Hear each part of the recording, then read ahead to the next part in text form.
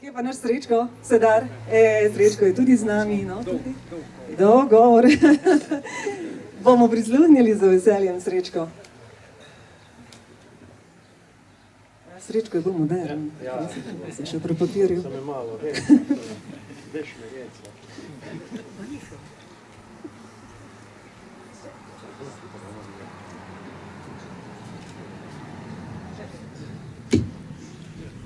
Spoštovani vsi izbrani, spominsko obeležje je ta umetniški kamen na pročelju hiše, sam po sebi ne pove vsega, predstavlja pa največje možno odlikovanje za vse Francove zasluge.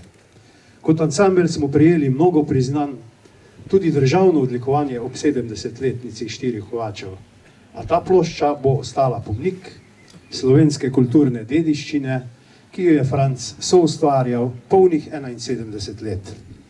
Njegova harmonika, ki je ljubeče pravil moja morinkica, bi o njem povedala največ, če bi le znala govoriti. Na njej vidimo, kako se je skozi desetletja popolnoma prilagodila njegovim prstom in mu vračala ljubezen s svojim specifičnim zvokom. Še bi igrala, a manjka njegov dotik. Francova glasbena pot od veščega 15-letnega harmonikarja do virtuoza ni bila lahka.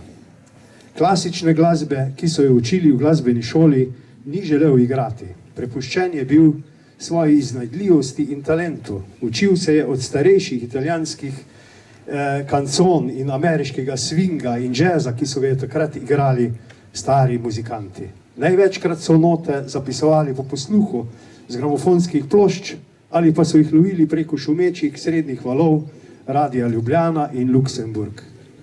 Hodili so v kino z namenom, da bi si zapomnili aranžmaje filmske glasbe in že naslednji večer na plesu igrali novitete. Ko pa je nekega dne leta 1953 zaslišal Avsenikov kvintet, ga je tako navdušilo, da je takoj zasnoval svojsten slog narodno-zabavne glasbe, prepoznaven že v prvem taktu. Še istega leta je ustvaril svoj prvi valček Pridi zvečer. Njegov talent je tako močno izstopal, da so mu med služenjem vojaščine ponudili službo v vojaškem orkestru za 3-krat večjo plačo v primerjavi s tisto v domači tovarni Kos. A Franc je vabljivo službo odklonil. Vrnil se je domov k svojemu ansamblu, več kot denar mu je pomenila spodbuda, da se bo doma lahko še naprej izražal svojo glasbo.